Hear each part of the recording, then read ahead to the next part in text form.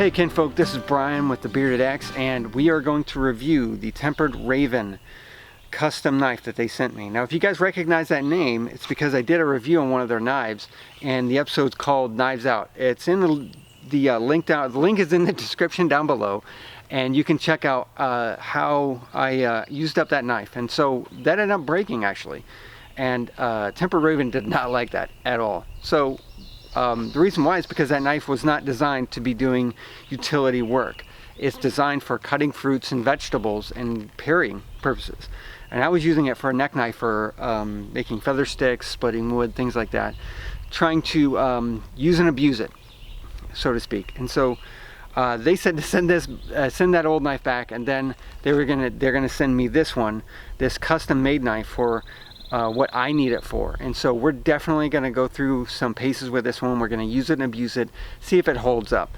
And this is going to be their redemption episode, so stay tuned.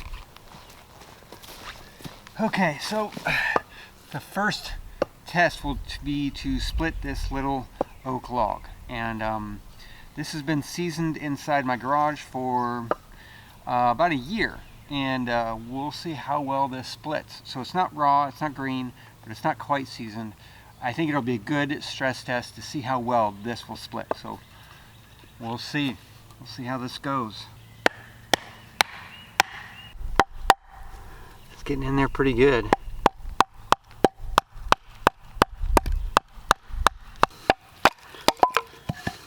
Wow. Nice little piece of oak split in two. See if I can do it again.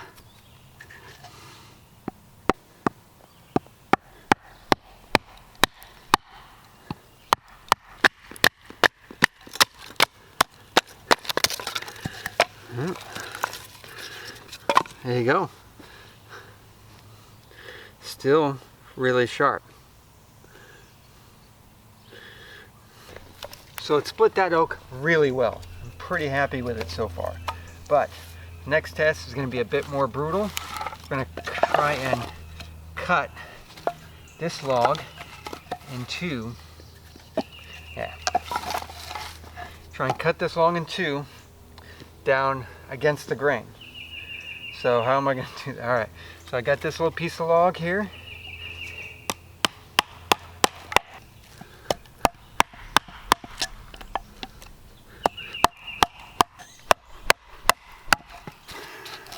Did it? Alright, totally made it through. Check it out. Eventually, just as I was cutting through it, the whole thing just buckled under the pressure.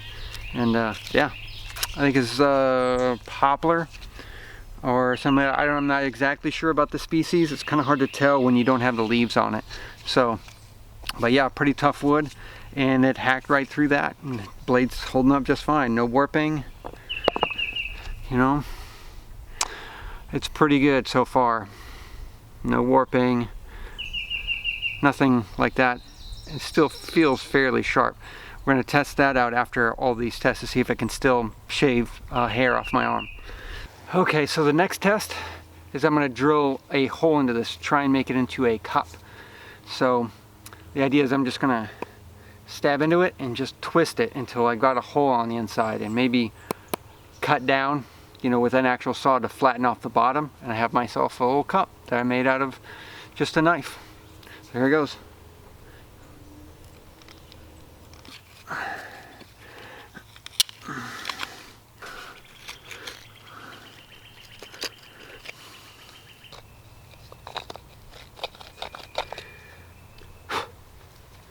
Alright, so I've been doing this for about 20 minutes, and I've gotten about 3 inches into so just almost to the bottom of that blade, and it's doing just fine. There's no warping, there's no peeling, it's still very sharp.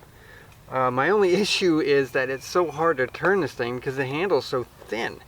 I've got some big hands, I wear an extra large glove, and just this tiny little handle is just hard for me to turn. If it were a little fatter, I definitely like it, and maybe it's just a bit less smooth, more abrasive, more rough, so I can actually get a better grip on it, because my hand's just kind of slipping on this.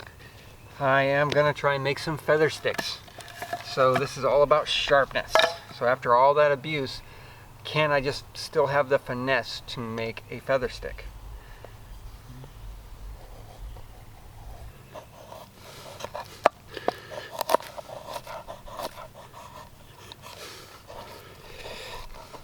And by the way, this is maple. This is a fresh maple. I think I cut this 3 months ago. And yeah, so it's a hardwood. It's not easy to cut.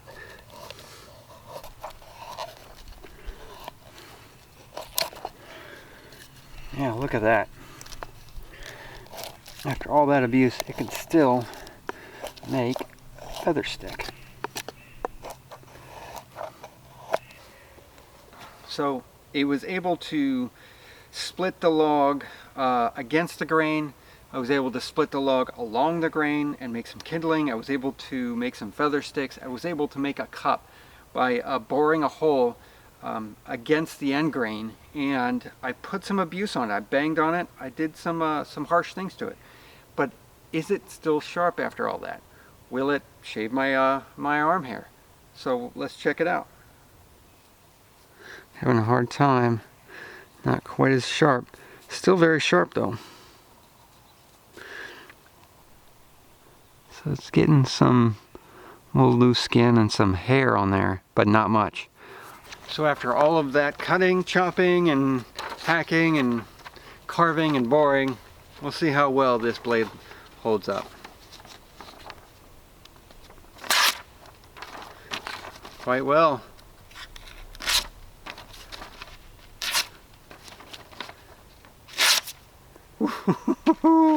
This is a very good knife.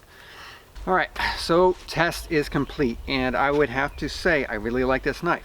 However, there are some issues, and everything that you're ever going to find is going to have some issues, and each individual is going to have their own, individual issues with it. So my issue would be the handle is just too thin.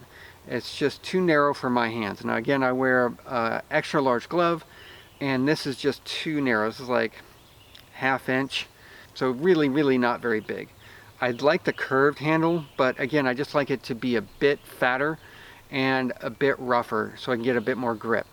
The other thing I had a problem with is that this back edge here and all these parts where your hand meets, that's still pretty rough. That could be rounded over, because even the back edge here, there is no blade on it, but that edge can cut you. So if you're on the back edge and you're pressing, and you run your hand across it, you run your fingers across it by accident, just because you're absent-minded, that could cut you. And if you're in the bush or you're out in the at an event, you don't want to deal with a cut finger or cut a palm. So that's something to, and it's a minor detail, and it shouldn't take you very long to take care of that. And I can take care of both of these issues on my own. This is ideal for just general everyday use, and I would highly recommend it. If I was to give it a grade, I would say it's an A-, and it could have been an A if it had a fatter handle and this back edge was rounded over. But again, I can definitely turn it into an A on my own. And this is such a great knife and a great company, and they are really easy to work with. So I'd reach out to them, check them out. Their link is down in the description, and tell them the Bearded Axe sent you. So I'm going to send you guys, hold on. Before I send you guys home, I'm going to do the whole spiel about, hey, if you enjoyed this episode, send me a coffee. Buy me a coffee on my Ko-Fi, and it really gives me the energy and the motivation to keep going. If you want to support me more in the long term, then consider being a part of my Patreon team. There's all sorts of benefits like early access and a general discount to my Etsy store, which brings me to my Etsy store. My Etsy shop is definitely by far the most popular of those three that you can do to help support my channel. Anything you buy there, or if you give me a coffee or a Ko-Fi, all of that goes into the channel. I can buy better and cooler gear and better microphones and all that stuff. And it really helps me out. And it also helps me buy gas, go to events and film events and do event reviews. And so all that really helps, so it's not such a financial burden on me. And during this time where, you know, we got the coronavirus, we got a recession coming on, quite possibly a big old depression coming on, I can use all the help I can get. And so that's all I got. And I really appreciate all that you guys do. Now, if you can't afford any of that stuff, then of course you can like, sub, and share my things. Those don't cost you anything, and just a little bit of your effort. And it goes a long way to help promote the channel, grow my audience, and it helps me improve my craft. And because I have a bigger audience and I have more people telling me, hey, what if you did this? And I could see you doing an episode like that, and that also helps. So giving me suggestions on what I should do for my next episode. So send that down in the comments down below. And so I'm going to send you home with the be humble, be helpful, and be honorable. Thanks for watching.